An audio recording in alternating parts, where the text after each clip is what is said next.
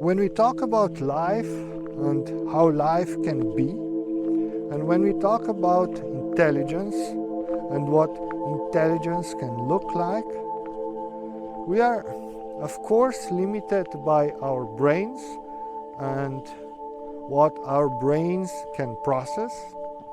But even before that, we are limited by our society, by what our society thinks is acceptable and what our society thinks it's not acceptable to even take into consideration. When we talk about life, the majority of people would say that life only exists on Earth. And that's okay. What I mean to say is that I don't think that they are less of a person if they got indoctrinated. For example, not so many decades ago, the majority of people did not know how to read. And those people were not something less of a person. The situation was like that then. And nowadays we are indoctrinated in many things, just like we always were. But the idea that life only exists on Earth is nothing else but an indoctrination.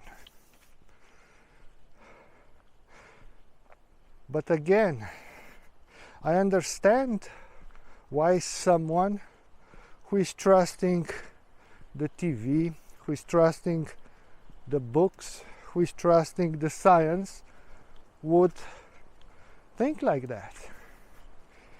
If I would have to point a finger to blame someone, I would point a finger to scientists. Because with them it is a different story. Because when the scientist was still a boy or a girl, I hope that he had passion for scientific method. He had thirst for truth, hunger for knowledge, that he wanted to explore new things and find and invent new things in this world. But then that boy or a girl grew up, and I don't know what happened. I guess the hunger for knowledge became just hunger. And that's why he or she needs money. He or she needs a job. A grant, a tender. However, he is getting money for what he or she does. And he or she wants respect by their colleagues. And the want for respect is bigger than the want for truth. And that's why we have what we have nowadays. When you ask a scientist, is there life outside of our Earth environment? They tell you no. And when the scientist says no, I know that he is indoctrinated. Because an honest scientist would say, maybe, I don't believe that that's the case. Fair enough. Every belief is valid. His belief is not the most probable one, but still it's his belief. Or maybe a scientist would say, as far as I'm concerned, I've never encountered any evidence of life outside of Earth. And that's a good enough statement also, because this could be a true statement. But when a scientist says no, where is the curiosity in that statement? Where is the open-mindedness? Where is the acknowledgement that we don't know everything? We know so little that we cannot be sure of things like that. But in reality, I don't care if he's indoctrinated. He has all the right to be. The biggest damage he is doing is that he is indoctrinating, or at least reinforcing the indoctrination for all the others. All those that don't do these things because it's their job. They are just watching the television. And the scientist on the television said that there is no life outside of Earth. And for them, this is good enough. So, such a scientist is robbing other people, is robbing them of the truth, or at least is robbing them of a possibility of another truth. And there is another thing that humans, led by scientists, but still humans, do completely wrong. This is reasoning about life and reasoning about intelligence. We are limited by our experience. We are limited by our brains, and we should take count of this, because if we don't, we are acting like artificial intelligence. Those that follow my channel know that I don't believe in artificial intelligence. At least I don't buy the name, because artificial intelligence is not intelligent. If it would be, then when we would ask the artificial intelligence something, it would have to respond, I know that I was fed by data. I don't know if I was fed with all the data, and I don't know how valid is the data that I was fed with. And I'm constructed out of algorithms, and I don't know how good these algorithms are. Therefore, everything I will respond, take it with a grain of salt, because it can be true, or it can be totally false. I don't know anything outside of the data I was given, and I cannot reason better than the algorithms I was given. And that would be fair enough. I would say to that artificial intelligence, this is the first artificial intelligence that I've encountered. But nowadays, if an artificial intelligence algorithm would respond in this manner, it is only because it was programmed to respond in this manner. And it's the same with humans. When I was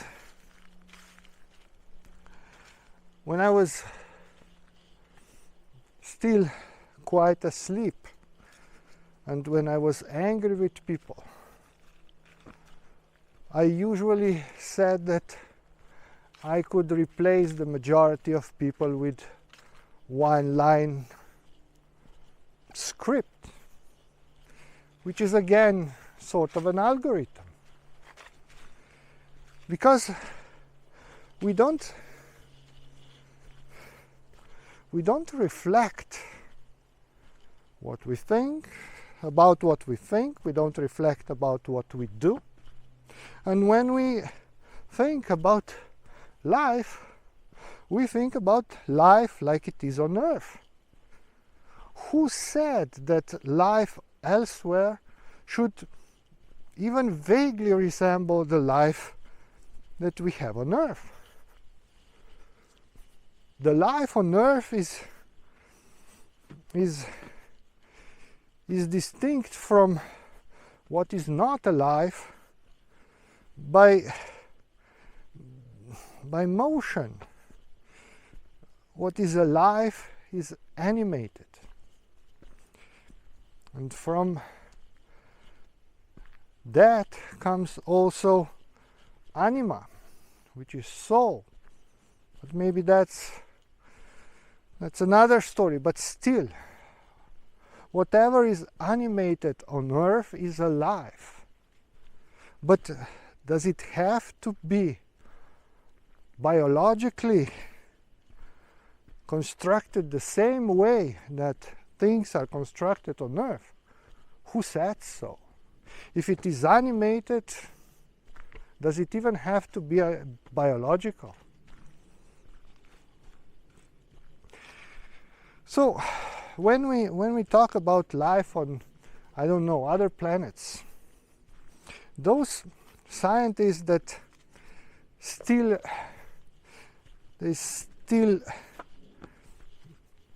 retained some of their integrity would say, we don't expect that planet to have life as we know it.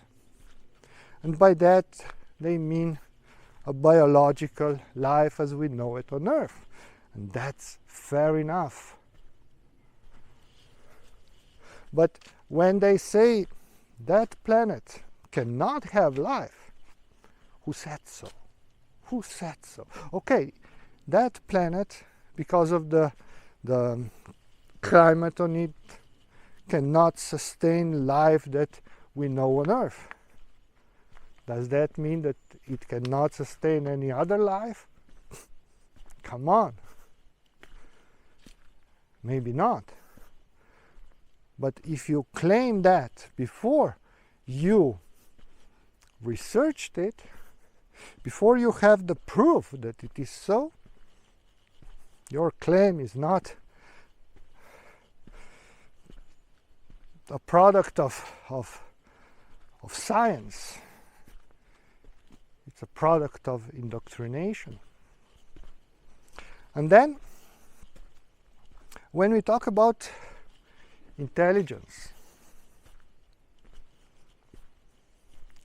I already gave you one one view of intelligence I have. Artificial intelligence nowadays, it's not intelligent at all. But I see intelligence all around me, and I see it where science doesn't admit it is. Animals. I have a dog, and I don't want to discuss here how much a dog owner knows that his dog is intelligent and how the dog is not. Let's put that aside for a minute. Let us put that aside for a minute. I have a turtle.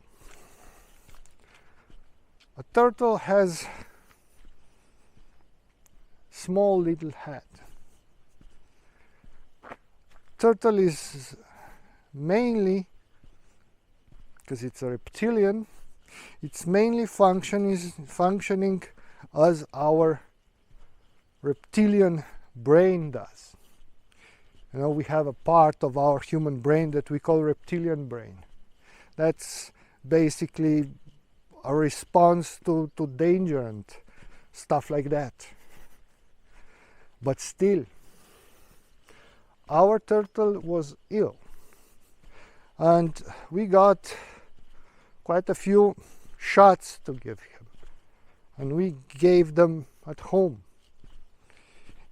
each day in a different rear leg, so that it doesn't swallow too much. We sometimes forgot which leg it is that day, but we always knew which one it is, because that leg did not come out of his armor. He totally knew which leg was on that day. But okay, that still could be something that it's managed by the reptilian brain. But when the turtle grew, his aquarium was becoming too small. So we bought him a much bigger one. We brought that aquarium home, put it near his, but we did not prepare it that day. We were too tired to do it. We said we'll do it tomorrow. For the entire day, he was staring at the new aquarium and he did not move. He totally knew that that aquarium is either for him or somebody new is coming. And then when we prepare it, and when we finally put him in a bigger aquarium, he did not sleep that night.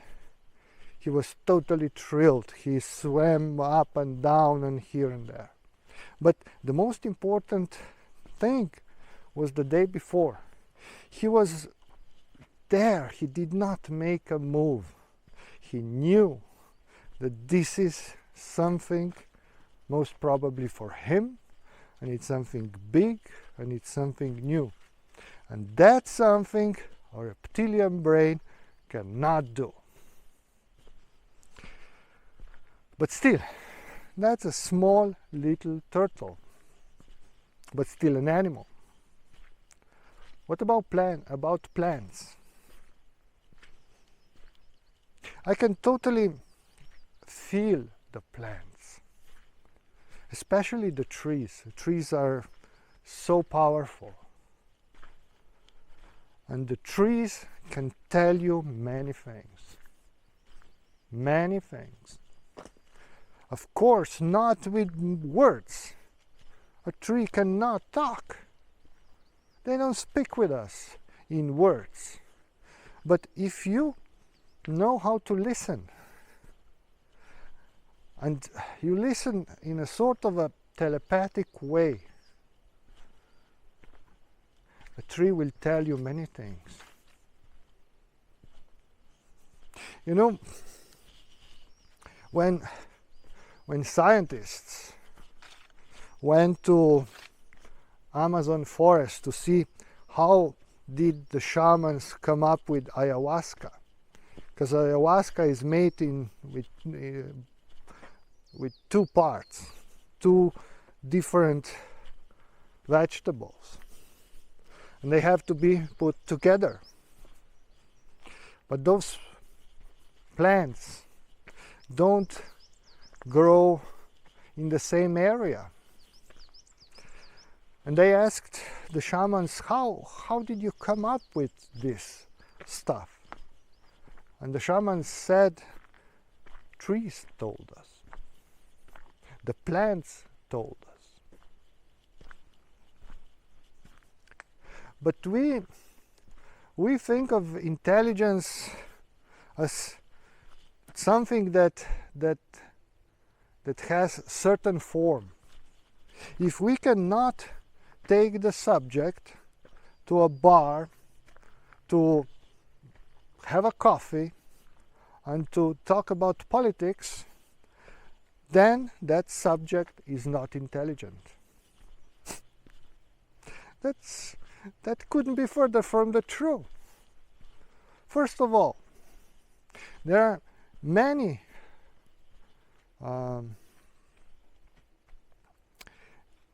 ways the intelligence can manifest. There are certain ways that are not compatible with ours.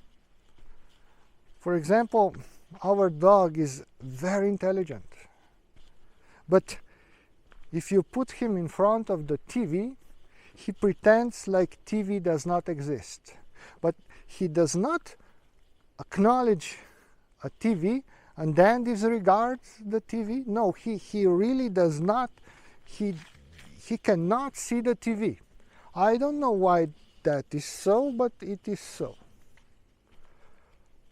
And I can interact with him in so many clever ways. He's very intelligent. But I could never talk with him if he would be able to talk. I would not be able to talk with him about a movie. Not a chance. For him, the TV does not exist. And this is just a stupid example. When we talk about life outside of this earth, when we talk about extraterrestrials, some of them will think in a similar fashion that we do. Some of them will think totally differently. And some of them will think and be so differently that we will never be able to acknowledge them, because we don't have the capacity to acknowledge something so different. And there is nothing wrong with that. But to go there, to go from that to a state of mind of a scientist who knows that there is no life outside of Earth. Do you know how small that scientific brains looks like from my perspective? And it's not that he doesn't have the right to be a human scientist in this day and age with everything that comes with it.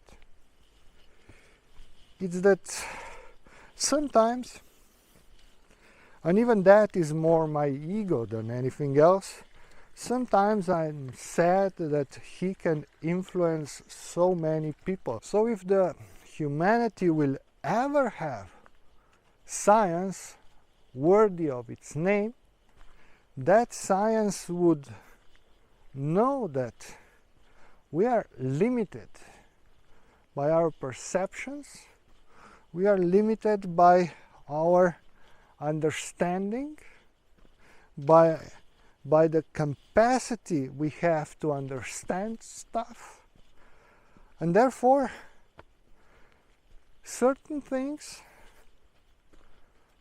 we will be able to understand someday, and certain things we will not. That does not mean that those things do not exist. For example, there are those who can communicate with other civilizations outside of this world. I can do that too. I guess everyone is communicating with other civilizations, but some people do it in their dreams and they don't remember. Anyway, those civilizations that I do remember, those civilizations, some of them are very different than we are. Very, very different. And some of them, their thought process, the way they are thinking is very different than ours. But still, those that I do remember are similar enough that I can remember them. I'm certain that I've encountered others that I do not remember, because I would not know how to process that, what they are in this human life form. So my friend, if I will talk about other civilizations, and I would like to talk about that someday, even though I don't have their names in the majority of cases. But they are very interesting. But if I would talk about that to someone who doesn't understand that life can be very different and that way of thinking can be very different but still valid, well, such person would not understand what I'm talking about. So my friend, I encourage you to go beyond what is acceptable in our world. Because what is acceptable in our world is just indoctrination. And you deserve better than that. If your ego is telling you that it is pointless to like, comment, and share my video with your friends, don't always listen to your ego. Listen to your heart, my friend.